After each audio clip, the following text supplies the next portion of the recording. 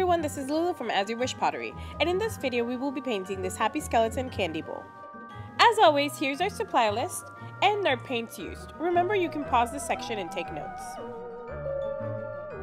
You can find the image guide for this video in the lesson plan. It can be traced or used as a sketching guide.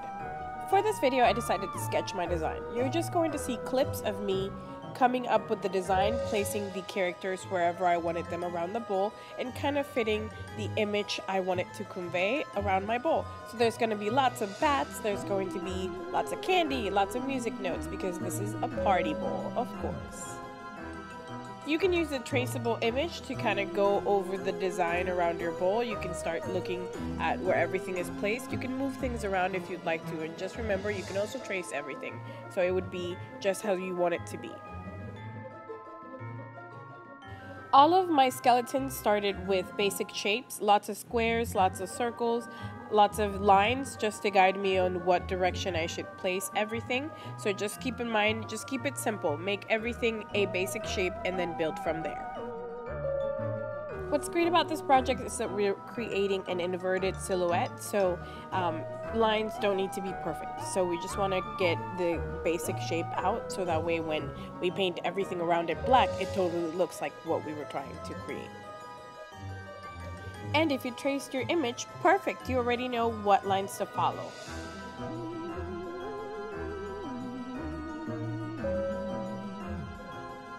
Here's a final go around of my bowl before I start outlining.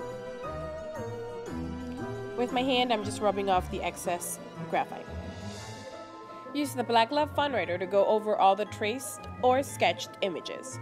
Don't worry about perfect lines, as they will be covered later.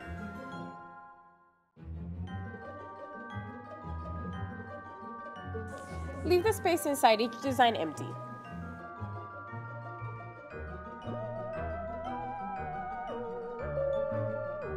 Don't forget to work right to left or left to right, whichever way feels the safest, so the paint doesn't get smudged. This step will be a bit time consuming, so remember, the lines do not need to be perfect or skinny.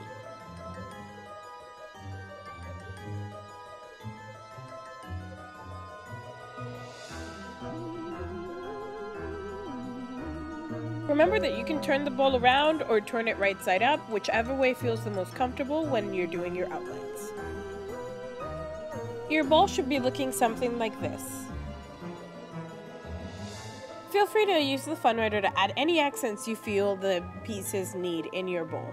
I added some bones on the skeleton's hands and things like that, and some accents on the candy.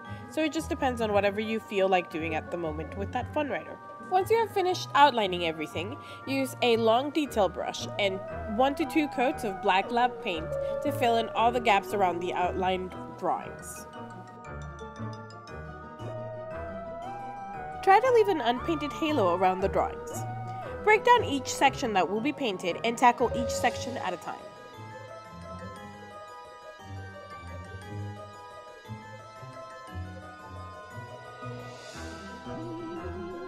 Once you're done, gently return the bowl right side up. Now let's paint the inside of the bowl using a large square brush.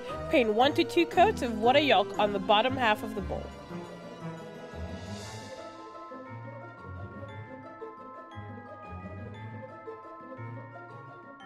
Use the same large square brush to paint the top half of the bowl using 1 to 2 coats of orange crush.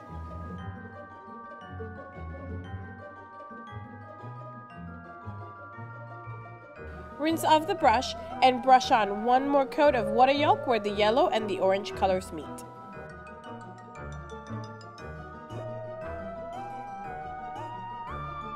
Splatter the inside of the bowl using a toothbrush and black lab paint.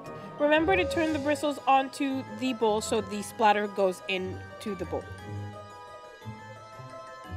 Lastly, paint the rim of the bowl using black lab paint and a round sponge.